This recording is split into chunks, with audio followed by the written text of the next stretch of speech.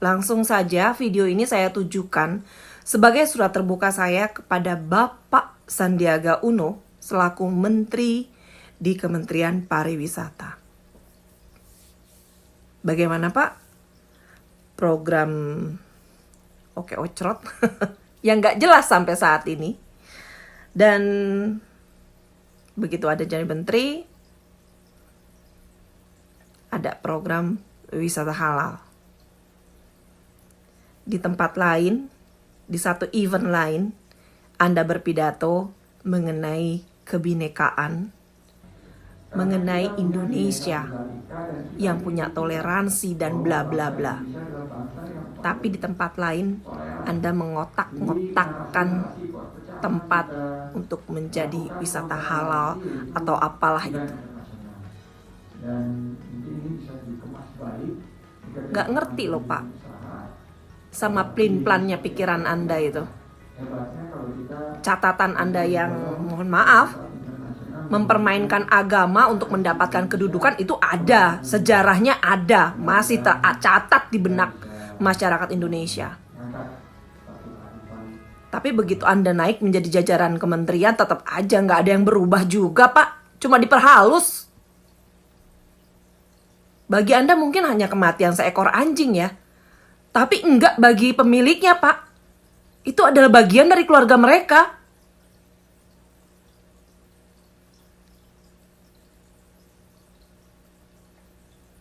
Dan peraturan yang ada dibuat di sana memang dilarang, tapi bukan berarti untuk dimatikan. Jangankan seekor anjing dimasukkan ke keranjang, atasnya ditutup plastik, kelilingnya ditutup lakban, minim udara. Gimana mau bisa nafas? Coba kalau petugas itu diperlakukan hal yang sama, atau Bapak mau coba hal yang sama, mulutnya dilakban, keranjangnya ditutupin pakai lakban. Susah dapetin udara, yakin bisa hidup Pak?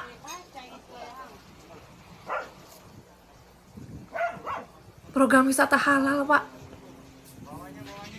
yakin itu sesuai dengan Bhinneka Tunggal Ika? Besok pulang berstagi ya. Nggak ngerti loh Pak, mau kemana Anda ini? Gimana Pak? Sekedar cari dukungan? Nggak jelas. Assalamualaikum. Kenapa? Kenapa?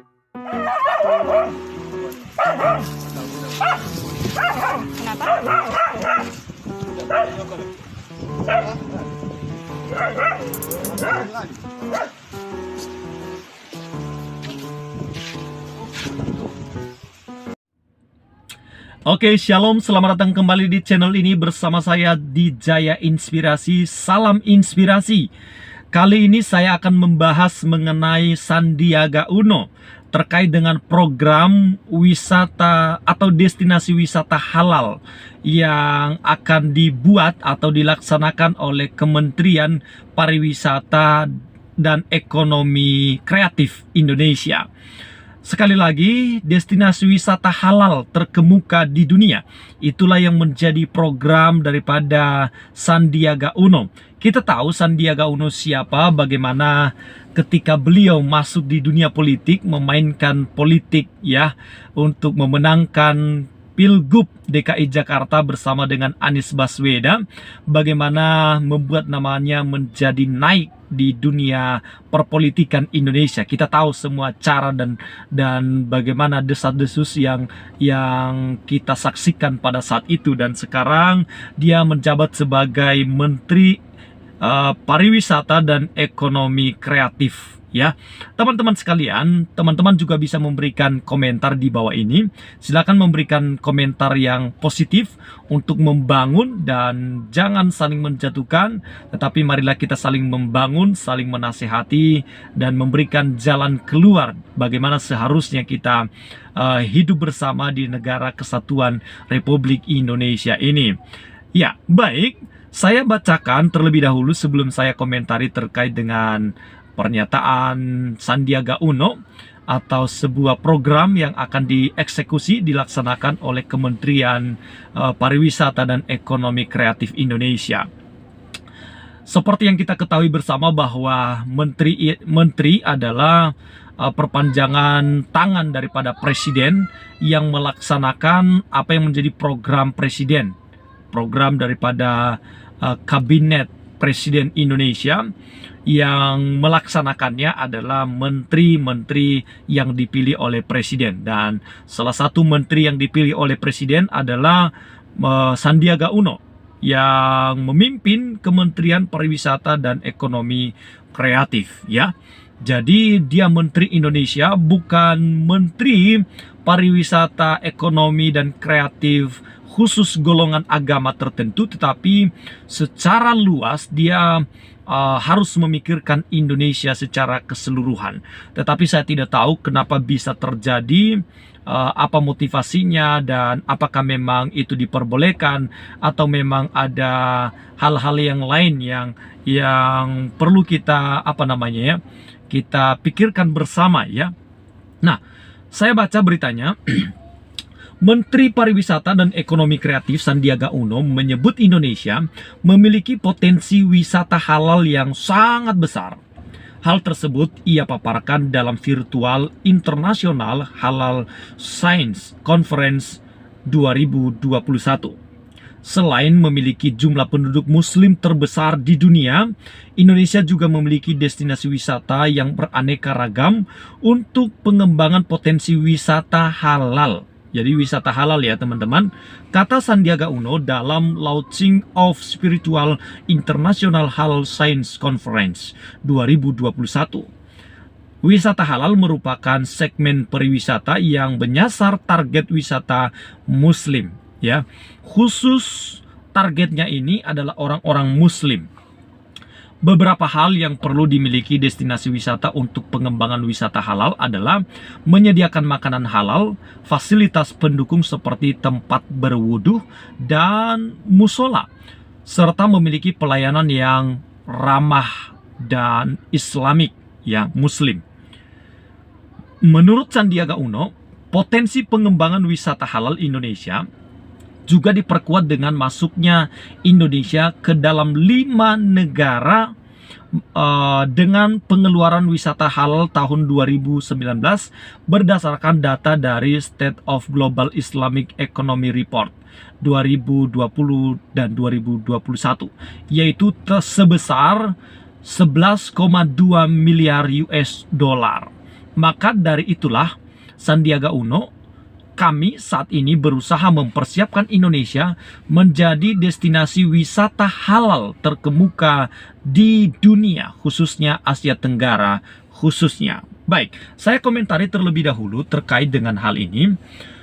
Indonesia ini bukan hanya Islam, ya teman-teman, ya. Agama di Indonesia ini Islam, Kristen Katolik, Konghucu, dan juga Buddha, Hindu. Semestinya kalau berpikir ini diadakan, maka untuk golongan agama yang lain juga perlu dipikirkan secara merata. Tidak boleh terjadi diskriminasi agama, ya. Kenapa demikian? Karena sekelas menteri itu harus memikirkan secara menyeluruh, holistik. Karena Sandiaga Uno bukanlah pemimpin agama Islam, tetapi dia pemimpin yang ditunjuk oleh Jokowi untuk mengejawantakan apa yang menjadi program pemerintah, ya. Saya nggak tahu apakah ini adalah program Presiden Jokowi, tetapi yang saya bicarakan adalah bagaimana seharusnya, ya, bijaknya kalau ini dibuat bukan hanya khusus Islam saja, tetapi juga untuk agama-agama lain. Karena ini berpotensi punya perspektif yang berbeda. Masyarakat ini kan punya pemikiran yang berbeda-beda, dan itu bisa memicu terjadinya polemik nanti ke depannya. Nah, teman-teman juga bisa memberikan komentar, ya, di bawah ini, ya. Teman-teman silakan memberikan tanggapan. Ini tanggapan saya. Saya pikir sih tanggapan saya ini tidak masalah, ya. Kenapa demikian? Kita punya hak untuk mengkritisi, terlebih kalau kita merasa dizolimi atau didiskriminasi. Saya tidak kritik orangnya. Saya juga tidak anti terhadap Sandiaga Uno, tetapi saya hanya menyuarakan apa yang saya pikir perlu disuarakan ya. Lalu dilanjutkan, saat ini kata Sandiaga, pihaknya terus mempersiapkan berbagai kelengkapan yang diperlukan untuk mengembangkan potensi wisata halal di Indonesia, mulai dari sisi regulasi, sumber daya manusia, atraksi, hingga fasilitas pendukung. Beragam inovasi dengan memanfaatkan perkembangan teknologi dan digital juga dihadirkan untuk mengembangkan pengembangan wisata halal di masa pandemi. Salah satu inovasi yang kita laksanakan di masa pandemi COVID-19 adalah dengan pelaksanaan tur virtual destinasi-destinasi wisata di Indonesia. Kita juga menganalisis big data untuk memetakan pasar-pasar potensi untuk mengembangkan wisata halal, kata Sandiaga Uno. Nah, terkait dengan pernyataannya ini memicu berbagai pemikiran di kalangan masyarakat, dan saya menemukan sebuah artikel Sandiaga Uno tanggapi soal perdebatan wisata halal di Indonesia. Jadi ini menjadi perdebatan ya antara politisi yang ada di Indonesia. Ada yang mempertanyakan kenapa programnya seperti itu ya. Baik, saya akan bacakan. Menteri Pariwisata Ekonomi Kreatif Menparekraf Sandiaga Uno menegaskan bahwa silang pendapat soal wisata religi dan wisata halal di sejumlah destinasi wisata tertentu sudah ditemukan titik temu dan telah selesai. Saya sudah sampaikan ke Pemda, tidak ada lagi silang pendapat mengenai kebijakan wisata di daerah, kata Sandiaga Uno dilansir dari Antara ya. 31 ini bulan yang lalu. Ini mencontohkan misalnya khusus untuk Bali, Sandiaga telah bertemu dan berdiskusi langsung dengan Gubernur Bali membahas terkait isu itu. Sandiaga menegaskan telah diputuskan dan semua sepakat bahwa Bali mengedepankan pariwisata berbasis budaya. Jadi bukan berbasis religi ya, berkearifan lokal, berkelanjutan, berkualitas dan sehat. Saya setuju kalau ini yang diterapkan. Jadi jangan sampai ke depannya nanti muncul di tengah-tengah program adanya program yang tidak sesuai dengan tidak cocok dengan keindonesiaan, yang Indonesia ini kan memiliki suku, bahasa, agama, ras dan lain sebagainya yang berbeda-beda satu dengan yang lain ya, dan terdiri dari berbagai pulau-pulau. Kita hidup di Indonesia yang memiliki kemajemukan yang luar biasa. Jadi kata Sandiaga Uno itu sudah kita perbincangkan dan itu tidak lagi dilanjutkan. Nah, saya nggak mengerti ini apakah benar nanti itu dilanjutkan atau tidak. Tetapi yang terpenting di sini adalah kita suarakan ya. Kita mengerti bahwa Sandiaga Uno ini adalah seorang menteri yang bukan mewakili satu agama, satu golongan, tetapi mewakili Indonesia. Dia memimpin suatu kementerian, yaitu Kementerian Pariwisata, Ekonomi dan Kreatif, Ekonomi Kreatif. Jadi teman-teman sekalian, kita harapkan kita mendapatkan sebuah keadilan ya di negara Republik Indonesia ini. Jangan sampai kita mendapatkan diskriminasi dan kita terzolimi hanya gara-gara ada kalimat-kalimat seperti misalnya minoritas dan mayoritas. Semestinya kata-kata seperti itu tidak perlu diumbar dan tidak perlu diperbincangkan lagi ya. Seharusnya tidak ada kata-kata minoritas, tidak ada kata-kata mayoritas. Kita hidup di negara Indonesia yang memiliki kemajemukan, pluralisme yang banyak di Indonesia ini. Jadi kita Indonesia ini milik bersama. Jadi tidak ada kata plural, tidak ada kata mayoritas dan minoritas. Kita sama-sama yang memiliki Indonesia ini, kita sama-sama memilikinya, teman-teman sekalian. Jadi harapan saya ke depannya kepada para pemimpin negara ini, kita berdoa untuk mereka supaya Tuhan jamah mereka, supaya Tuhan memberikan hikmat kepada mereka, sehingga setiap keputusan dan kebijakan yang mereka buat itu berdasarkan tuntunan daripada Tuhan. Oke, sekian dan terima kasih untuk video saya kali ini. Jangan lupa berikan komentar di bawah ini.